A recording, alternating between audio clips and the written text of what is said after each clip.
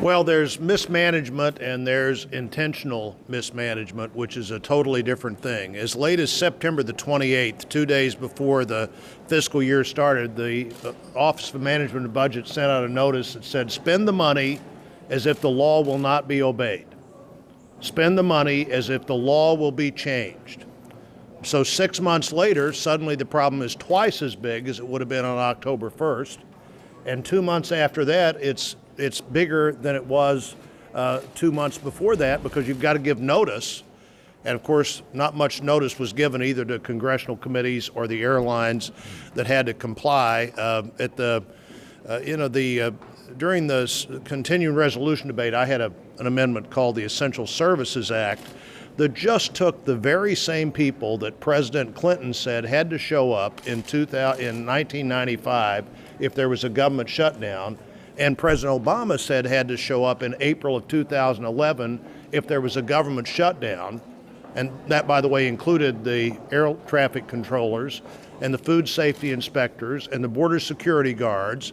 And what the Essential Services Act said, and would say if we would pass it, is that the same people that have to show up if there's no money to run the government have to show up if there's 2.5% less money to run the government. These are the people that if there's a bad weather day, they're told to get to work if you could possibly get there, while others are told if it's dangerous for you to go to work, don't go to work. People that are essential to the health and safety of the American people should be a priority.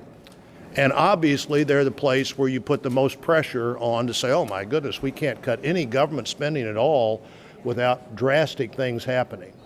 The grant program that Senator Barrasso mentioned was a new grant program for sustainable and livable communities.